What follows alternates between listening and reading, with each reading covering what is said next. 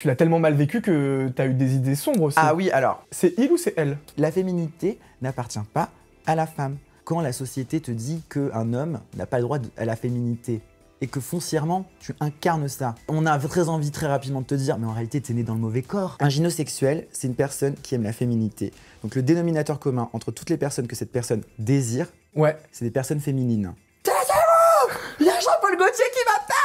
Bonjour à tous et bienvenue sur sur mon émission Balance ton thème, l'émission où je reçois des personnalités ordinaires aux histoires extraordinaires. Bon, je vous l'avoue, aujourd'hui, c'est une personne extraordinaire avec une histoire extraordinaire. Voilà, j'ai voulu trouver une personne qui coche les deux cases.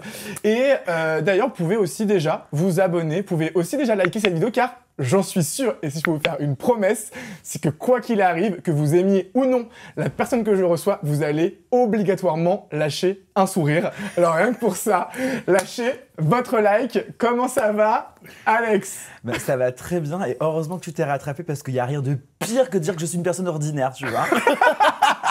Je crois que c'est la pire des insultes de dire « Ah non mais t'es ordinaire, ah jamais T'es la vie !» ordinairophobe? Ordinairophobe, non, j'aime bien les gens ordinaires, oh, il en faut. Oui. Pour être extraordinaire, il faut des gens ordinaires. Donc je vous invite à être ordinaire et laissez-nous être extraordinaires. Oh, j'aime bien, tu m'inclus dans l'extraordinaire. Ah oui, oui, je t'inclus. Bon, Alex, je vois que tu es très souriant, très pimpant. Bon, il reste quand même quelques rides à corriger et à camoufler, mais on dit... D'accord, merci pour... ouais, bah écoute, hein, j'ai 34 ans. Hein, Non. Bah si. Ah ouais, tu les fais pas. Ben... Voilà. Bon. Voilà, injection et non. Non. Alex, est-ce que tu peux nous balancer ton thème? Je vous explique comment l'art m'a permis d'être qui je suis. Qu'est-ce que vous ressentez?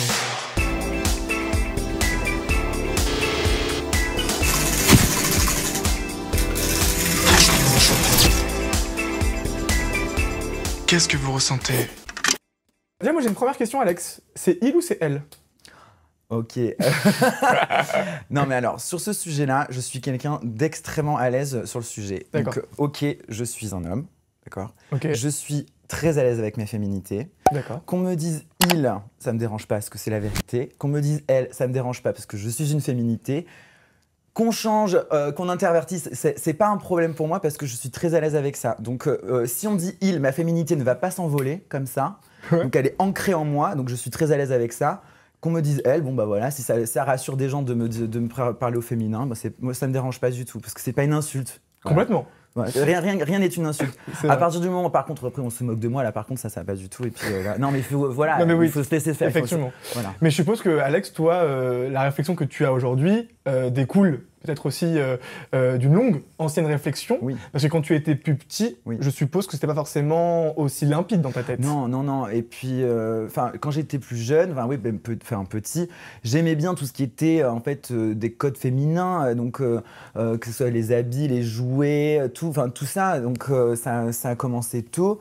Mais c'est vrai que c'est un long processus parce que quand tu es un petit garçon, on te dit bah tu dois faire ça, Ouais. ou t'as pas le droit de faire ça surtout. Et en fait, donc après tu grandis avec ça et en fait tu grandis surtout avec des frustrations et puis au bout d'un moment tu commences à explorer des choses que tu dis non mais attends, depuis le début je sais que j'ai toujours aimé ça, il faut que je l'explore, il faut que j'ai accès à ça et en fait quand tu es un homme, voilà, on te donne pas l'accès à certaines choses qui est catégorie, dans la catégorie féminité entre guillemets. Et comment on le vit ça plus petit alors? Quand t'as pas accès à ce que toi t'aimerais faire ou être? Frustration. Le mot qui vient c'est frustration. C'est frustration et puis comme s'il te manquait quelque chose. Il te manque un truc et tu sais pas pourquoi et en fait on te l'explique pas vraiment parce que tu vois par exemple on dit non mais ça on fait pas ça parce que t'es un garçon mais on t'explique pas pourquoi. On dit pourquoi? Pourquoi j'ai pas le droit de m'habiller comme ci? Pourquoi j'ai pas le droit de jouer avec ça? Pourquoi je peux pas faire ci? Donc en fait tu te dis bon d'accord j'ai juste pas le droit en fait c'est tout. Donc tu essaies de te construire avec ça et puis après tu dis non mais en fait donc du coup tu essayes après plus tard quand tu as l'occasion de le faire tu te déconstruis et en fait moi j'ai réussi à aller vers cette déconstruction entre guillemets pour faire une meilleure reconstruction à travers l'art. Que plus petit, tu l'as mal vécu parce qu'on t'a fait sentir différent. Oui, voilà, on m'a fait sentir différent et puis après tu dis bon en fait tu as l'impression d'être normal mais tu vis dans un monde bizarre. En fait c'est très étrange en fait, c'est assez tu te sens un peu seul quand même, tu comprends pas, mais même si, tu vois, par exemple, les filles m'ont toujours enrobé, accompagné, protégé, tout ça, donc je me sentais à l'aise, donc j'ai dit, bon, attends, mais c'est bizarre, je suis un garçon, j'aime bien les trucs de filles, je me sens à l'aise qu'avec les filles, je comprends ce que me disent les filles, on a une certaine machin, donc en fait, l'inconnu pour moi, c'était les garçons, finalement. Et il n'y a pas un moment donné où tu as essayé de rentrer dans un moule? Ah bah bien sûr. Qu'est-ce que tu as fait? Tu as joué au foot? Bah j'ai essayé, mais après et puis même tu sais quand t'as les garçons qui disent bon bah on va t'apprendre à être un garçon, donc c'est quoi? Bah il faut être violent, il faut savoir se battre. Enfin tous les trucs que je détestais, moi c'était pas du tout mon truc, mais voilà, on va tout de suite dans quelque chose de stéréotypé. Qu'est-ce qu'on attend d'un garçon? C'est qu'il soit fort, qu'il soit violent, qu'il pleure pas, qu'il ne pleure pas, qu'il n'ait pas accès à sa sensibilité. Enfin voilà, tous ces trucs-là qui n'étaient pas du tout moi au final. Donc je me suis dit bon bah ok, en fait c'est pas fait pour moi quoi. Donc pendant longtemps, tu n'as pas été celui que tu es. Ah non bah bien sûr, c'est une longue construction, c'est un long chemin qui est indispensable parce qu'il faut pas aller trop vite je pense parce que. C'est le McDo qui remonte. Oui c'est un la honte. J'ai mangé McDo juste avant d'arriver. Et t'es arrivé avec 20 minutes de retard du coup. Non c'est faux. Je me suis fait agresser par une dame. Bon, bref. Non, dis pas ça. Non, c'est pas vrai. Non, elle m'a dit qu'elle m'a adoré sur TikTok. Bref. Non. Je pensais comme elle jusqu'à te rencontrer. Pardon? Je pensais comme elle jusqu'à te rencontrer. Ah, ouais, d'accord, merci beaucoup. C'est gentil. Non, gentil. Je rigole. Revenons au petit Alex. Oui, mais ouais, donc, c'était compliqué. Parce que toi, Alex, ça a été un peu loin quand même. Tu l'as tellement mal vécu que t'as eu des idées sombres aussi. Ah oui, alors. En fait, déjà, il faut dire une chose, c'est que je viens du monde rural, c'est-à-dire je viens d'un village du sud de la France, où voilà, j'ai grandi là-bas, où déjà, l'accès à autre chose que l'hétérosexualité, il n'y en a pas, il n'y a rien d'autre. Donc quand tu es quelqu'un qui est différent en décalage, c'est pas comme les jeunes quand ils sont dans les grandes villes. Et puis bon, encore une fois, j'ai 34 ans, donc je le rappelle.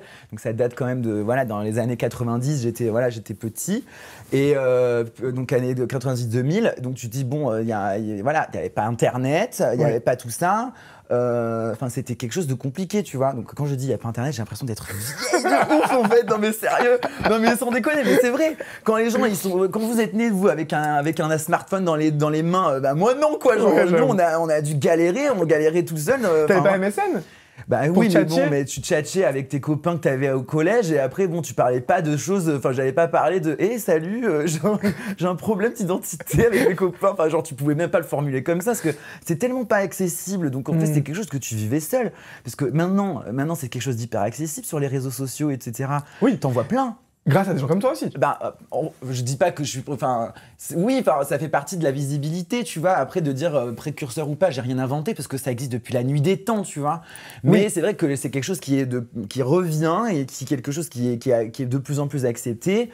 Et donc toi, justement, quand t'étais plus petit, t'avais pas accès à ce genre d'informations, t'avais pas accès à ce genre d'exemples aussi qui prenaient parole. Ben ouais, non. Donc. Toi, tu l'as vécu à tel point, comme je disais au début, où tu as eu des idées sombres, c'est ça? Oui, bien sûr. Bah, parce qu'en fait, c'était surtout au-delà. C'était pas parce que je n'avais pas accès à ma féminité, c'était parce que je me sentais en danger permanent parce que les gens étaient méchants.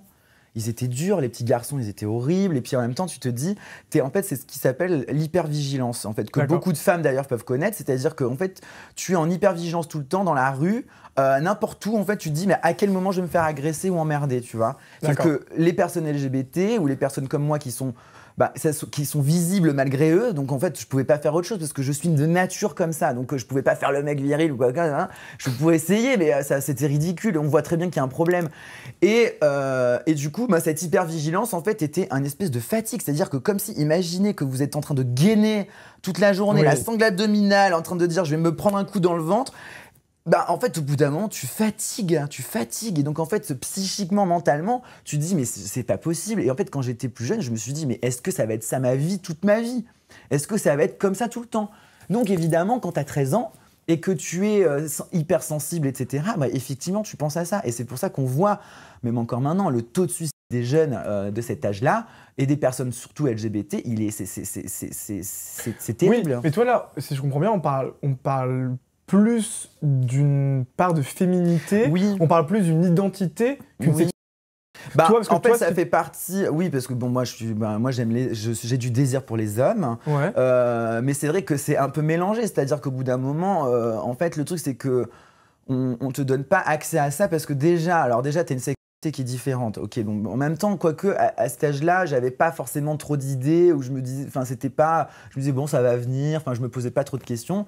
Mais c'est vrai que l'accès à la féminité, c'est quelque chose qui était difficile. Et puis en plus de ça, même à l'époque, par exemple, quand t'es une fille et que t'es un garçon manqué, ça va.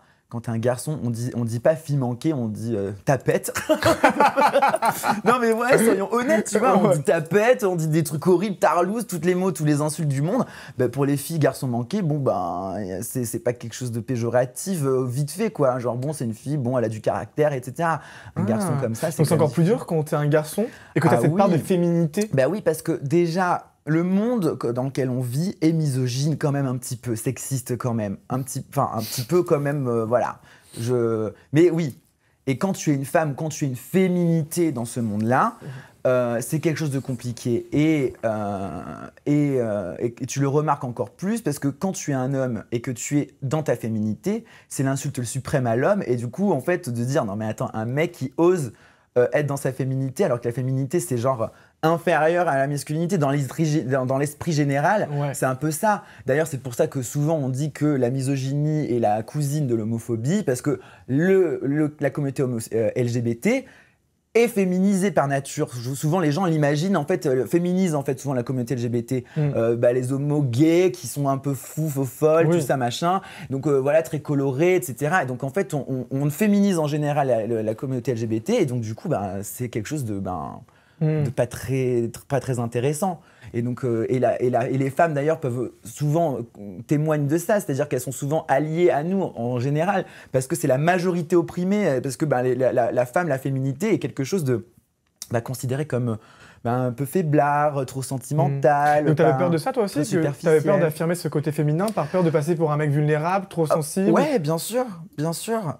Et puis c'est terrible en fait parce que, à la limite d'être vulnérable et trop sensible, ok, mais en fait c'est des fois de te dire bon à un moment donné je dois l'accepter, ou sinon en fait j'avais deux options. Soit je devais lutter et essayer de me conformer à ce qu'on attend d'un homme, soit j'écoutais qui j'étais. Et t'as pris? Et j'ai pris celui-là parce qu'il y en avait un des deux ou sinon j'allais me foutre en l'air. Sinon, donc j'allais être terriblement triste et déprimé toute ma vie. C'est-à-dire que ça a été une lutte permanente pour être quelqu'un d'autre. Et je voulais pas vivre la vie d'un autre. Il faut pas vivre la vie d'un autre, il faut vivre sa vie. La sienne, bien sûr. C'est ça. Et donc toi, c'est l'art alors qui t'a aidé? Ça m'a aidé justement à mieux appréhender les choses. Et comment l'art t'a aidé? En fait, c'est à cet endroit précis où le questionnement est le centre de tout. Donc en fait, l'art est un endroit où on pose un regard, on pose des questions sans forcément vouloir y répondre, mais en même temps, on n'a pas une quête de vérité. C'est juste de dire, voilà, je pose ça là, à vous de réfléchir, tu vois.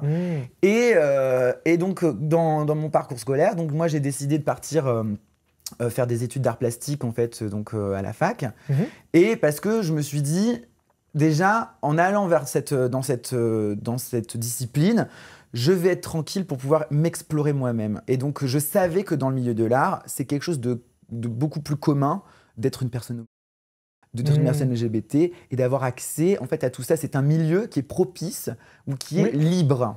Voilà. Oui, c'est vrai.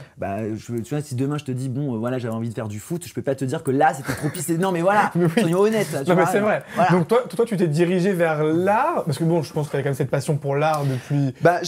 J'aimais ça parce que, depuis que j'étais petit. Puis et t'avais aussi compris que c'était une safe place peut-être pour quelqu'un comme toi. Oui. Ah oui. Et donc quoi alors, t'es monté à Paris?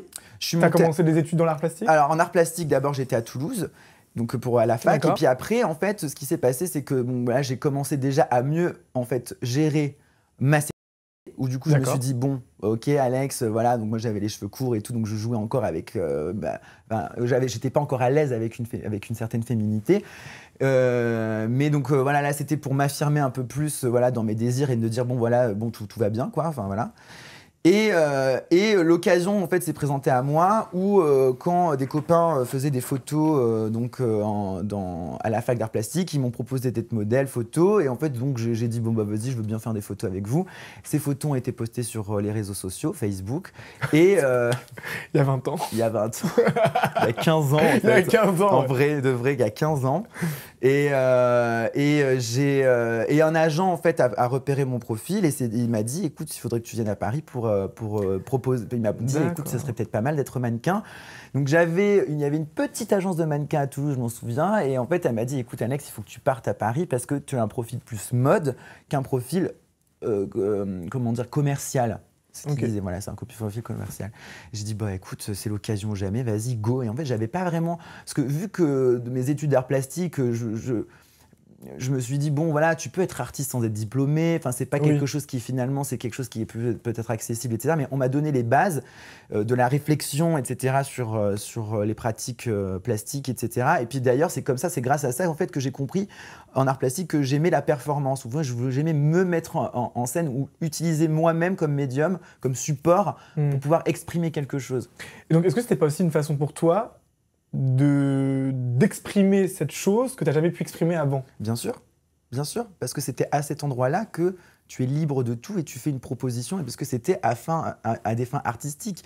Donc quand tu dis, souvent d'ailleurs, c'est ça qui est drôle d'ailleurs, c'est que quand il y a quelqu'un qui est un peu original dans la famille, non mais c'est vrai, même ma mère, elle a déjà dit plusieurs fois, je l'ai entendu dire, et puis bon, et c'est très bien, ça me fait rire. Tu sais, tu toujours dis à l'original de la famille, il fait oh non mais tu sais, c'est un artiste, tu vois, on lui pardonne, tu vois. Non mais c'est un artiste dans son délire, dans son monde, voilà, c'est un artiste. Et du coup, c'est rigolo parce que beaucoup de gens, finalement, genre pour les originaux ou les gens un peu voilà comme ça, bah tu finalement dis non mais c'est un artiste, il est dans son délire, ok, tu vois, c'est pas grave, c'est un artiste. Et en fait, finalement, j'aimais bien ce truc-là de dire bon bah ok, bah vaut mieux aller vers ça parce que du coup, on te le pardonne finalement d'être un artiste et d'être original. Tu peux être qui tu es, qui tu veux et tu peux explorer.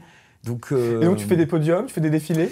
Voilà, j'ai commencé en fait, commencer petit à petit, et puis c'est là où je me suis dit bon Alex, en fait, là il va falloir que tu commences à toucher quelque chose qui t'intéresse parce que je me suis dit non mais en fait j'avais ce retour de frustration où en fait je me suis dit mais Alex, t'as toujours aimé donc bon travailler le beau, la beauté, etc. Et en fait, toutes les choses en fait que je trouvais belles étaient dans la féminité.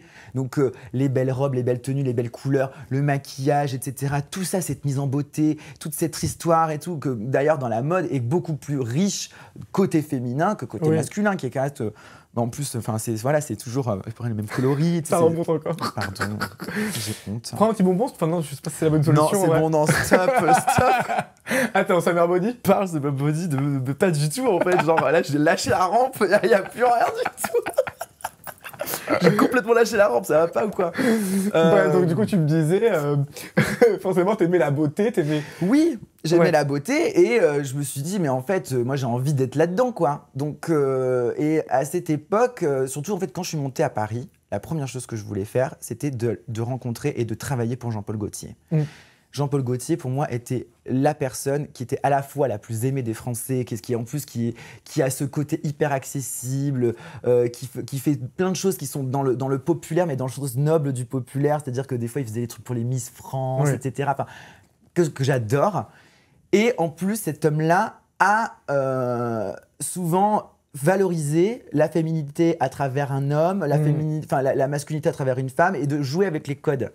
Et je me suis dit, mais en fait, il faut que je sois validée par cette personne. Et ça, c'était vraiment mon objectif. Mais comme c'est quoi, lui allait valider ta féminité? Oui, c'était quelque chose, en fait, pour moi, c'était important que de faire partie du Panthéon Gaultier, tu vois. C'était important parce que c'est une validité, c'est un truc. C'est comme si tu avais un diplôme, c'est comme si tu avais quelque chose. C'était pour moi hyper important d'avoir le regard de Jean-Paul à mon égard. Que tu as eu? Que j'ai eu parce qu'en fait, ça a été hyper long parce que quand je suis arrivé à Paris et que je voulais être mannequin et que je voulais travailler pour lui, ça a été hyper long parce que déjà, le temps que j'appréhende ma féminité, ça a pris du temps, déjà. Et de pouvoir créer mon book, etc. Et en fait, moi, j'allais tous les jours devant la maison Gaultier avec mon book, en attendant que Gaultier sorte, monsieur Gaultier, qui sorte de la maison, et pour lui donner mon book et dire donc j'ai envie de travailler pour vous. Je ne l'ai jamais vu sortir de cette maison, d'accord? Jamais.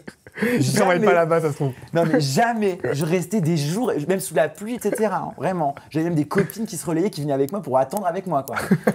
Non, mais je te jure. Je te crois. Et un jour, j'en ai eu marre. J'ai dit, mais c'est quoi? Au lieu d'attendre comme un con, je vais rentrer dans la maison. Donc, je suis rentré dans cette maison et je vois les dames de l'accueil. Et je leur dis, voilà, ça fait des semaines que j'attends que M. Gauthier sorte. Et le jour, il y en a une qui dit, bah ouais, bah en fait, ça fait plusieurs jours qu'on vous voit. C'est parce que vous foutez là. Et du coup, j'ai dit, bon, bah ouais, moi j'aimerais bien rencontrer M. Gauthier. Je suis jeune mannequin, je démarre ma carrière. Et mon rêve, c'est de travailler pour lui. Et elle a dit, bah alors, on peut pas vous avoir un rendez-vous avec M. Gauthier. Mais par contre, moi, je peux vous donner le numéro du directeur de casting qui s'appelle Tanel. Et Tanel qui était aussi une de ses muses de Jean-Paul Gaultier. Et donc je récupère le numéro, je l'appelle et j'envoie des photos. Il me dit « Ah, ça m'intéresse ». Il a dit « Bon, écoutez, on va voir ce qu'on peut faire pour éventuellement un défilé ». Ça ne s'est pas fait, Moi, j'ai continué ma carrière et tout ça en me disant « Bon, peut-être que… » Dans le mannequinat ? Dans le mannequinat, oui, toujours. Et en fait, tu vois, quand tu es mannequin, alors bon, ça, c'est beaucoup de gens, en fait, s'imaginent que c'est la vie d'Aloca. C'est comme la vie d'artiste, c'est-à-dire que bon, des fois, t'as des salaires, tu peux avoir des très bons salaires, comme d'un coup, plus rien, tac, tac, tac, donc c'est un dents de scie. Et à l'époque, en fait, je m'étais trouvé un petit job, en fait, en tant que surveillant dans un collège. Et un jour, donc 4 ans plus tard, donc l'épisode de Jean-Paul Gaultier, 4 ans plus tard, je vois le numéro où j'avais enregistré de Tanel, le directeur de casting, qui m'appelle pendant que j'étais en train de surveiller la cantine et tous les gosses qui étaient en train de gueuler dans la cantine. Et là, je réponds, je suis comme ça, je suis en choc et je dis « Taisez-vous ! Il y a Jean-Paul Gaultier qui m'appelle !» Plus un bruit dans la cantine. Et là, je dis « Allô ? Oui, bonjour !» Et le gars il me dit ben voilà, c'est Tanel, j'espère que tu vas bien. Écoute, on a pensé à toi pour un défilé, voilà, il faudrait que tu sois disponible. Et à cette époque-là, j'avais commencé un petit peu à toucher du bout du doigt un petit peu le cinéma parce que j'avais travaillé pour la première fois en fait dans la série Versailles et je faisais une silhouette, donc en fait j'étais un des mignons de Monsieur le frère du roi. Et il m'en avait reparlé d'ailleurs et je sais pas s'il m'avait revu là-dedans, etc. Je sais plus s'il y a eu un lien, mais j'avais commencé en fait où enfin en tout cas bref, quand je suis retourné dans la maison Gaultier, je suis monté dans le bureau de Monsieur Gaultier, ça c'était magnifique parce que moi je me suis dit toutes ces années que j'attendais, que j'ai dit à tout le monde, que j'ai invoqué l'univers, que je me suis dit mais mon Dieu, je veux Gaultier tous les matins, tous les jours, je veux Gaultier. Et puis alors d'ailleurs c'était génial parce que je voulais défiler pour Jean-Paul Gaultier pour la haute couture, mais je voulais être habillée en femme. Je voulais avoir un talon et je voulais les corsets. Et j'ai eu tout. J'ai eu la totale. Et donc pour toi, alors ce défilé Jean-Paul Gaultier, c'est la première fois où là tu t'es dit c'est bon, je suis prêt à assumer cette féminité? Non, ça c'était avant, mais là c'est bon, ça y est, j'ai atteint le summum de ce que je pouvais proposer, dans la mode en tout cas. Oui. Et c'était l'objectif à atteindre.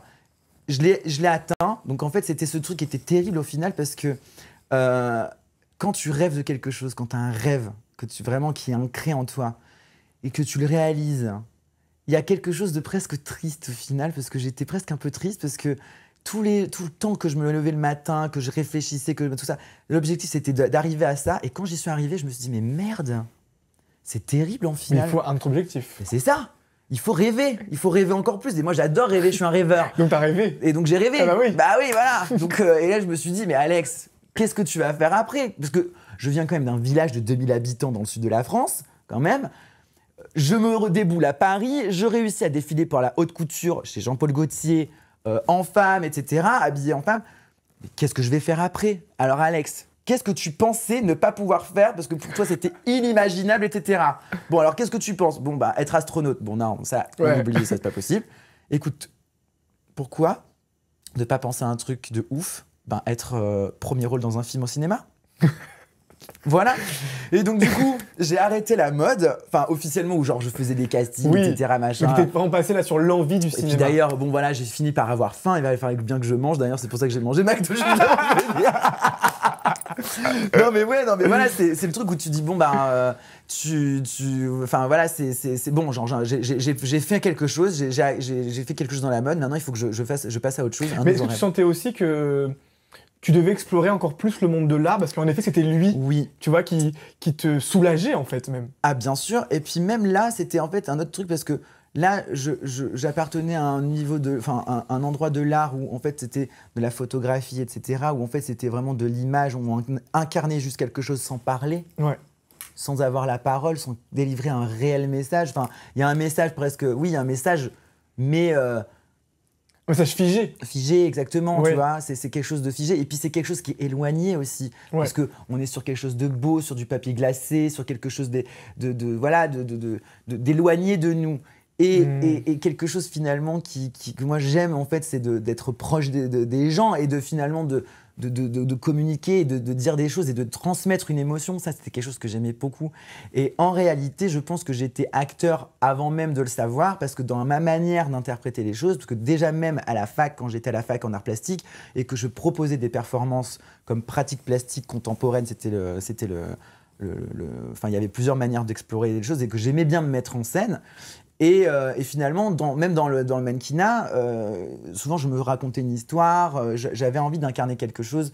Et donc dans la photo, c'est ça que j'aimais bien. Et au final, je me suis dit, non, en fait, oui, le cinéma ou être dans acteur, c'est quelque chose que tu as fait. Ouais.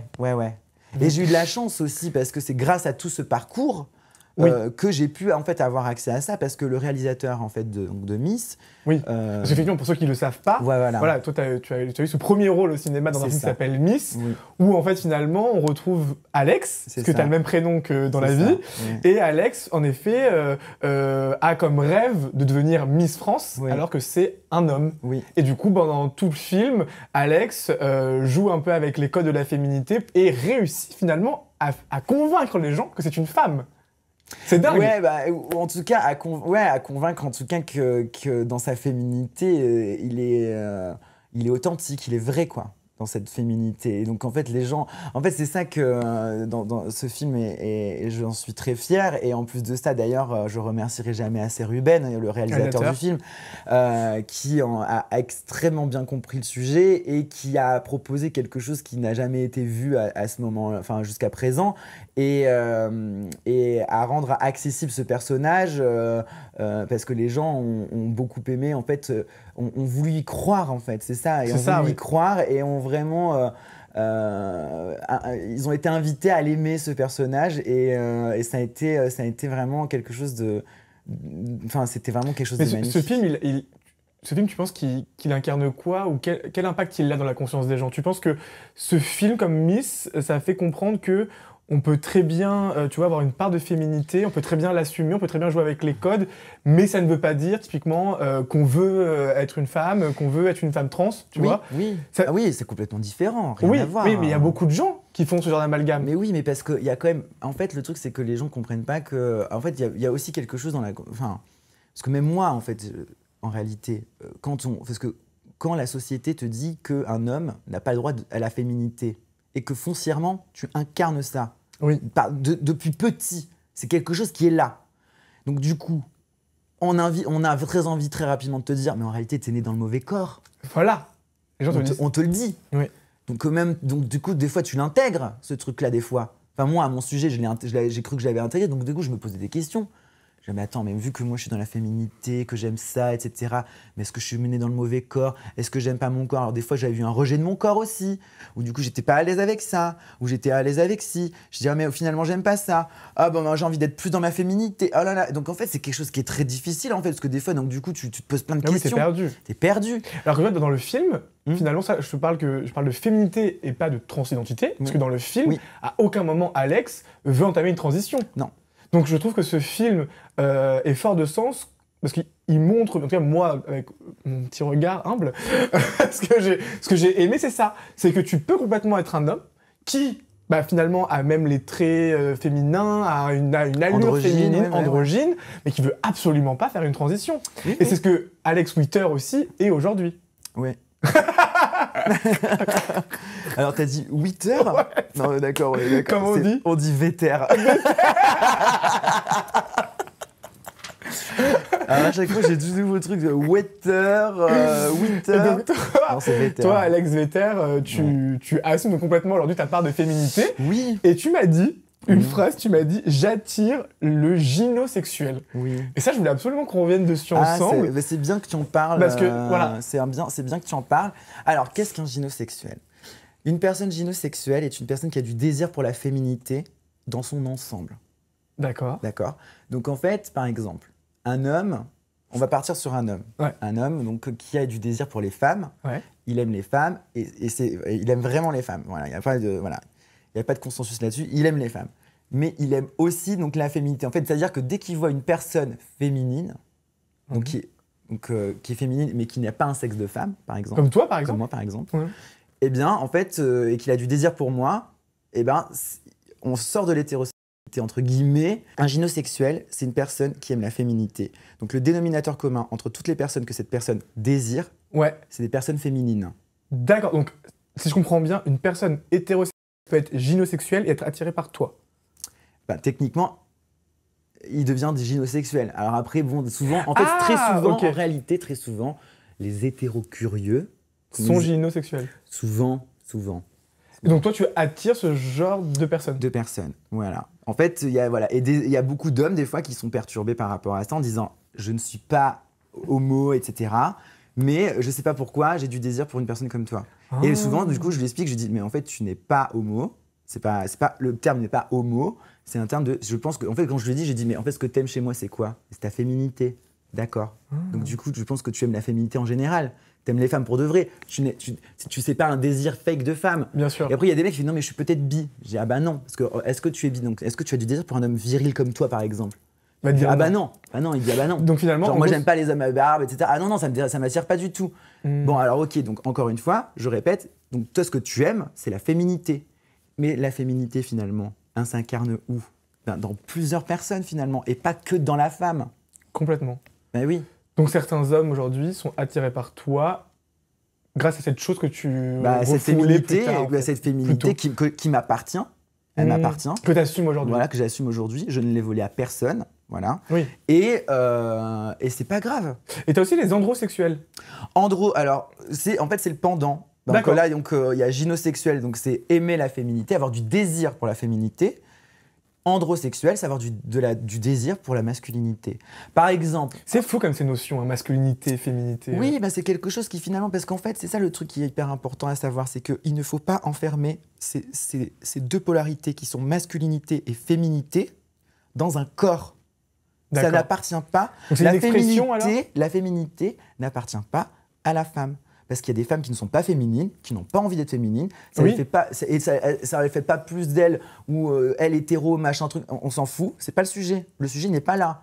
C'est qu'il y a des hommes qui sont féminins et ils pourront faire tout ce qu'ils veulent. C'est comme ça. Il y a des femmes, elles sont pas féminines et puis c'est pas grave. Ce n'est pas dans un corps. On n'enferme pas dans un corps quelque chose qui est de l'ordre de enfin voilà, c'est de l'ordre de la fin. C'est quelque chose que t'incarnes. C'est pas grave. Complètement. Tout va bien en fait. Tout va bien. Et en fait, c'est quand tu amènes le sujet avec beaucoup de douceur et en même temps sans faire peur et en expliquant que bon, bah voilà, on peut être des gens très bien et il y a, Oui. voilà, ça veut rien dire en fait d'avoir accès à sa féminité. Et puis tout le monde a une part. On dit souvent il y a une part de masculinité, de féminité. On est tous un petit peu Oui, dans c'est ces vrai, trucs-là. Alors après encore, c'est ça qui est intéressant, c'est que dans chaque personne, en fait, on n'a pas le même vocabulaire. C'est pour ça que l'art est intéressant aussi, parce que le vocabulaire, pour chacun, est complètement différent. Moi, si je te dis féminité, toi, tu vas avoir peut-être des images qui n'ont rien à voir avec ce que moi, j'imagine de la féminité, tu vois. Et ça dépend aussi de l'éducation, d'une L'éducation, religion. de la religion, de la culture, de quel coin tu viens, etc. Parce que, par exemple, moi, je te dis féminité, ben, y en a, ils associent ça donc forcément à une femme. Donc, féminité, c'est quoi? C'est des seins, c'est le vagin, c'est les talons, c'est les machins, c'est une coiffure, c'est les cheveux, c'est le maquillage, c'est les habits. Non, mais voilà, c'est plusieurs trucs, finalement. Il y en a après qui disent, donc, féminité, c'est quoi? C'est sensibilité, oui, c'est vrai. tu vois, douceur. Alors qu'en fait, finalement, un homme sensible, bon, c'est quelque chose, tu vois. Donc chacun a son vocabulaire au sujet de la féminité, donc on ne détiendra jamais la vérité sur la féminité ou sur la masculinité. Donc finalement, un homme qui est sensible et qui est doux, etc., et bien, qui est bon et qui a une barbe, qui est machin, qui finalement, bon, est-ce qu'il est plus féminin que je sais pas quoi. Enfin, ça n'a aucun sens finalement. Donc en fait, il faut toujours se poser la question. Donc c'est quelque chose qui finalement c'est quelque chose de libre, où finalement on a notre code, on a nos codes, on joue avec, on les incarne, et puis on se laisse faire. Parce que c'est comme par exemple, c'est pour expliquer, dans une religion par exemple, chacun a sa manière de lire un texte sacré. On a chacun notre manière de voir la chose. C'est pareil pour la féminité et la masculinité. C'est pareil. On a chacun notre manière de voir la chose. Et après, bon voilà, il y en a qui disent bah non, la féminité c'est une femme, c'est tout. Et c'est leur droit, du coup. Ils ont le droit. Ils ont le droit de penser, c'est vrai. Oui. Ils n'ont pas le droit de l'interdire, par contre. C'est vrai. Voilà, de nous l'interdire ou de nous agresser ou de nous marginaliser, ou de vous etc. discriminer aussi. Voilà, de discriminer. Mais ils ont le droit de le penser et c'est pas grave. Mais en fait, c'est qu'il faut surtout en fait se détacher en fait de tous ces carcans et de tous ces trucs qui finalement en fait nous laissent pas libre accès à plein de choses. Et puis c'est terrible parce que finalement. Oui. Et tu m'as dit un truc aussi intéressant, et ça revient, tu m'as dit voilà, il faut pas dépendre des codes, mais il faut jouer avec ces codes. Bien sûr. Et toi, c'est un peu ce que tu incarnes. Mais bien sûr. Bah, c'est important parce que justement, quand on est une personne comme moi, en fait, on vit dans un monde hétéro. On vit dans un monde hétérosexuel. C'est comme ça. C'est un monde hétéronormé. Non, mais c'est ça. On vit dans un monde hétéronormé. Donc, on a l'impression d'être, entre guillemets, un extraterrestre où on regarde les codes et on les regarde comme ça et on dit « Attends, comment je me retrouve là-dedans ?» Donc, finalement, tu passes ta vie à analyser la société, finalement. Enfin, moi, c'est comme ça que je l'ai vécu. Peut-être que pas tout le monde l'a vécu comme ça, mais moi, en tout cas, j'ai analysé la société, j'ai analysé ma mère, ma sœur, mon père, machin, tout. J'ai analysé comme ça, en disant, bon, ok, c'est quel code je vais pouvoir récupérer comme ça. Et puis après, voilà, tu joues avec et tu prends le meilleur des deux, en fait. Moi, c'est ce que j'essaye de faire, c'est que je prends le meilleur des deux. Mais c'est vrai que, malheureusement, par exemple, c'est ça aussi qui est intéressant, c'est que, par exemple, quand j'ai commencé à prendre ma féminité en main, à l'assumer et à l'afficher, eh bien, j'ai compris beaucoup plus de choses, en fait, parce que sur le danger qu'est la société patriarcale, sur la féminité en général. Quand tu es une personne féminine, tu es plus en danger. Et oui. Bah, parce que le regard de l'homme est différent, tout de suite. Quand tu es quelqu'un, en fait, dans ta féminité, donc tout de suite, tu es une personne qui est fragile, vulnérable, etc. Et donc là, tu veux dire que ta part de féminité assumée te met en danger ? Bah, elle me met pas en danger dans le sens où, bon, maintenant, voilà, j'ai pas peur et je sais me défendre, tu vois, mais c'est vrai que du coup, tu te retrouves dans des situations que tu n'avais pas imaginées avant, par exemple, moi, avant, j'avais peur de me faire agresser parce que homo. Mais là, en fait, donc, du coup, c'est donc de l'agression purement gratuite, etc., où d'un coup, on peut te fracasser, voilà, donc c'était le truc où j'avais peur. Mais un autre truc que j'avais pas du tout anticipé au moment où j'ai commencé à embrasser ma féminité, c'est tout ce qui est de l'ordre sexuel, agression sexuelle, etc. Ou des gens qui viennent te draguer de manière lourde et de manière insistante. Et puis surtout qu'en plus, soyons honnêtes, c'est quoi en fait souvent, parce que très souvent, et d'ailleurs tu le vois, quand un homme en fait... au départ, des fois, peuvent s'y méprendre parce que bon, il y avait des soirées où d'un coup, voilà, j'étais peut-être beaucoup plus dans ma féminité, maquillée, plus apprêtée, etc. qu'aujourd'hui, par exemple. C'est vrai que t'as pas ton rouge à lèvres rouge. Non, j'ai pas mis de rouge à lèvres et tout. J'ai dit, bon, tu sais quoi, on va se la jouer soft aujourd'hui. Mais bon, j'ai mis des énormes boucles d'oreilles. D'ailleurs, le micro, il devait être dégoûté, je pense. Non, je pense la que... régie, ça va non, bon. Non, mais... Donc des soirées où tu jouais plus, oui, voilà, tu mettais plus en avant la féminité. et puis bon, j'étais plus jeune, etc. Où quelqu'un en fait pouvait s'y méprendre en fait sur mon identité, et qu'en fait au départ le mec il est un peu en mode sympa, il essaie de jouer de la drague en compagnie, et puis dès qu'il comprend que t'es un homme, tout de suite, bam, on passe sur un autre sujet, c'est directement très cru. Sexe, nanana, enfin genre tout de suite, tu vois. Donc en fait on te déshumanise, on te sexualise énormément, et donc du coup on a une image de toi qui est hyper sexualisée, et en fait le seul endroit où on voit des hommes féminins ou des gens qui sont dans la féminité, franchement, malheureusement, le seul endroit où tu le vois ça, souvent, c'est dans le porno, tu vois. Ah oui. Bah oui, genre le truc qui est le plus vu par les hommes, c'est souvent le porno, les machins féminins ou les personnes trans, etc. Donc tout de suite, c'est une personne qui est hyper sexualisée. Donc c'est prostitution, ton machin. Donc tout de suite dans l'imaginaire collectif des hommes, les trans ou les personnes... Même dans les films, pas par exemple, voilà, dans les films. Séries, oui. Donc souvent, voilà, c'est des prostituées. Alors après, on ne dit pas qu'il n'y a pas de prostituées trans, c'est pas ça, c'est pas le seul sujet. Mais c'est vrai que voilà, c'est le seul endroit où on les voit. Donc on les voit prostituées, hypersexualité. Donc en fait, c'est quelqu'un qui est open, Donc en fait, direct, je vais dans la rue, je te vois. Donc quelqu'un qui vient me voir dans la rue, c'est très rapidement. C'est pour être hyper agressif en fait sexuellement parlant. Donc c'est à dire que il peut dire ouais salut ça va, donne-moi ton numéro, et d'un coup il te dit des horreurs. Où il y en a des fois, ils peuvent t'attraper le bras en disant viens, on se vient machin. Et donc ça fait Parce que ça fait t'as peur. quand même un fantasme aussi, tu penses, pour des hommes. Je dis pas, bon, je veux pas non plus, je veux pas me la péter non plus, tu vois, quand même, j'incarne un fantasme, non mais n'importe quoi. Non mais par contre, voilà, en fait, c'est quelque chose qui finalement est que à cet endroit-là, et donc beaucoup d'hommes, en fait, finalement, bah, s'éduquent à travers le porno. Et en fait, malheureusement, bah, voilà, quand ils cliquent sur leur vidéo, etc., bah, qu'ils commencent à regarder des personnes trans et tout, donc ils commencent à fantasmer sur ça. Et dès qu'ils voient quelqu'un dans la rue, donc un garçon féminin où il se dit, oh, peut-être qu'il est en transition, je sais pas quoi, nanana, bon bah vas-y, je vais te dire et te lui proposer quelque chose de cul immédiatement. Donc c'est terrible. Donc en fait, c'est quand tu remarques maintenant que en fait, le monde dans lequel tu vis, où la féminité t'es plus ou moins en danger, et qu'en fait on aura toujours quelque chose à dire sur ta tenue, sur comment tu es, sur ci, sur ça, tu te dis bah en fait le monde est extrêmement patriarcal et dangereux pour une personne féminine, ça c'est sûr. Et c'est pour ça que d'ailleurs dans le film, dans Miss, souvent ils demandent pour toi c'est quoi la féminité. Et en fait, à la fin, le mot en fait, qu'ils ont dans le film qui dit, pour moi, la féminité, c'est le courage. C'est le courage. Ouais. Il faut du courage pour être une personne féminine. Alors, pour beaucoup de femmes, en fait, bah, elles sont nées femmes et en fait, on leur a donné la féminité comme si c'était quelque chose d'obligatoire, etc. Et elles doivent le vivre et compagnie. Mais moi, en fait, le truc, c'est que moi, je me suis émancipée de ce qu'on attendait d'un homme, parce que c'est dur aussi d'être un homme, il faut être honnête aussi. Hein. Enfin, mais c'est encore peu aussi de s'émanciper de ce qu'on attend de l'homme. Mais bien sûr. Ce que tu as fait, toi. Voilà. Parce qu'il est bien important aussi de le dire, c'est pas facile d'être un homme en société aussi, c'est pas facile de vivre. Non mais c'est pas facile, c'est dur.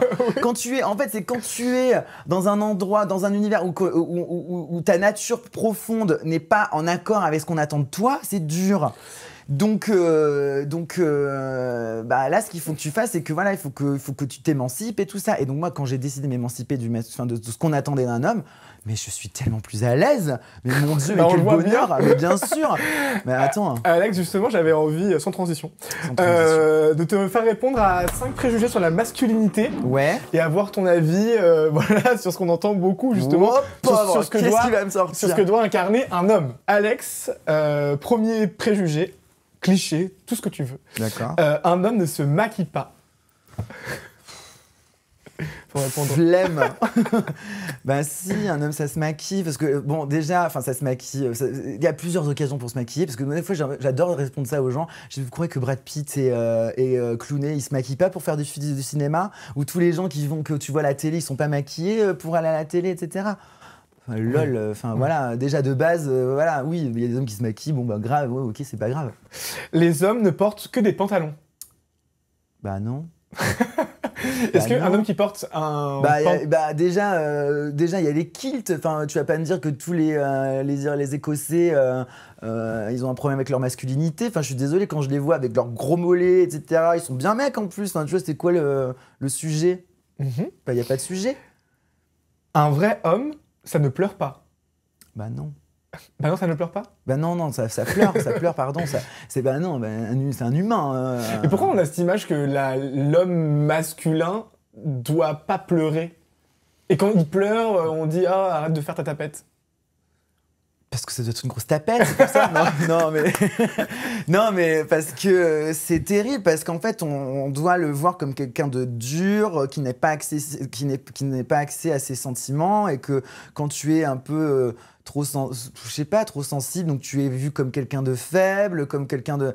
Et le problème, c'est que là, on le voit, beaucoup d'hommes n'ont pas accès à tout ça, et que du coup, souvent, quand ils ne savent pas exprimer leur tristesse, leur peine, etc., tout de suite, ils vont vers la violence. C'est vrai. Donc pleurez les mecs, arrêtez d'être violents, chialez un bon coup, ça vous fera du bien. Voilà. Chialer un bon coup, ça évitera les coups. Et merci, voilà, c'est un super slogan, tu pourrais le mettre là derrière, là comme ça. Un vrai homme doit forcément gagner un salaire plus élevé. on a beaucoup quand même cette image aussi. Mais quel enfer. Mais quel enfer. Mais il y en a qui pensent comme ça, Alex, tu sais. Ouais, mais quel enfer. Quel enfer. C'est quoi le problème en fait? Vous vous sentez émasculé parce que votre meuf gagne plus d'argent que vous? Mais c'est grave en fait. Le monde est fait que la femme s'est émancipée, travaille, et du coup, vous allez mieux kiffer. Bah du coup, bah elle gagne plus d'argent, bah du coup, bah elle met plus d'argent dans la maison. Enfin, c'est quoi le problème en fait? Tu vois, je sais pas. Enfin... Très bien.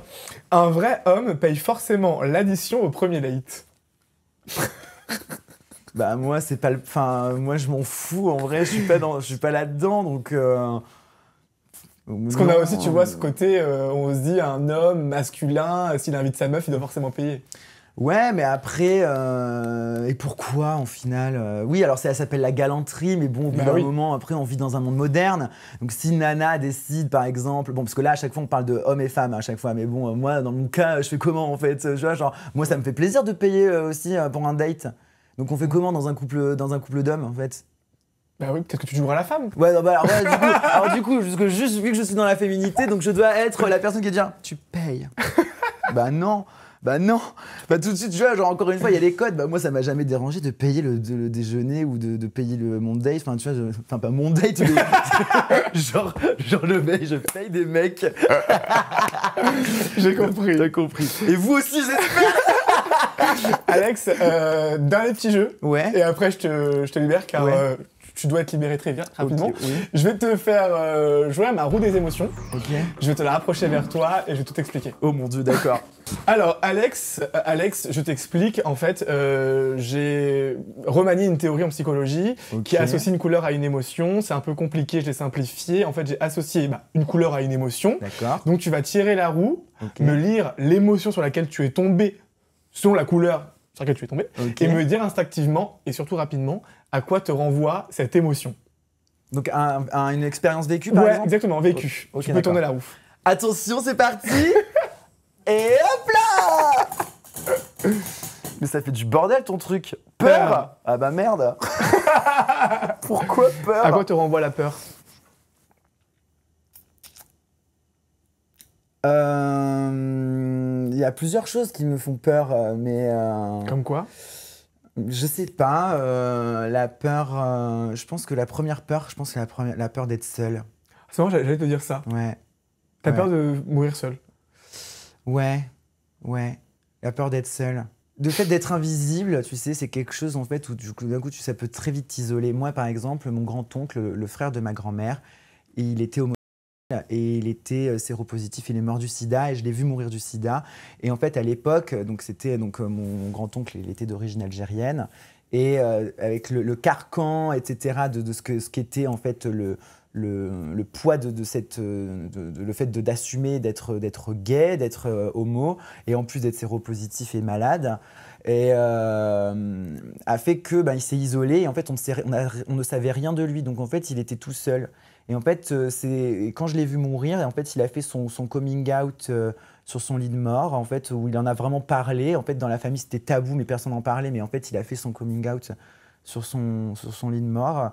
Et je me suis vu en fait en lui, je me suis dit mais mon Dieu, c'est terrible parce que on connaît rien de sa vie, on connaît rien du tout. C'est notre époque encore une fois, mais c'est vrai que c'est quelque chose qui m'a fait peur. Et en fait, c'est pour ça que jamais je voudrais en fait vivre la vie qu'il a vécue dans la solitude finalement. Oui. C'est ses peines, ses joies, on connaît pas. C'est caché finalement. Ouais, on connaît pas. Il s'est caché, il s'est gâché. Et et malheureusement en fait, ce qui s'est passé, c'est que sa mort a provoqué quelque chose dans la famille qui était beaucoup de regrets, beaucoup de peine, mais qui a fait que c'est terrible de le dire comme ça, mais grâce à son expérience de vie triste, a fait que moi, dans la famille a été beaucoup plus... ça a été beaucoup plus facile pour eux de m'accepter comme j'étais, parce qu'ils ont dit plus jamais on fera ça. Voilà. Merci Alex Witter. VTR. Merci Alex Witter pour tout ça. Ben, je t'en prie, merci. Merci de m'avoir invité. Avec grand plaisir. Merci à la roue des émotions. Tu t'es qui m'a fait sortir un truc complètement badant d'ailleurs, mais il y avait des trucs beaucoup plus sympas comme, je sais pas, surprise. En tout cas, tu as été une belle surprise pour moi. Ah, merci beaucoup. Voilà. Merci, ton amour. L'art de la transition. L'art de la transition. Merci pour cet échange. Merci. Je suis très honoré d'avoir reçu une personne qui a été nommée en tant que meilleur espoir masculin au César 2021. Ouais, nomination. frustration, et ouais. Bon, la prochaine fois, je l'aurai peut-être. J'ai hein, hâte de voilà. recevoir avec ton César. Ah bah écoute, tu sais quoi, je t'appelle direct. Ah Je t'appelle. Chicha. Chicha. Je t'appelle. Merci également à vous d'être arrivés jusqu'au bout de ces témoignages. J'espère que ça vous a plu, j'espère que vous avez ri.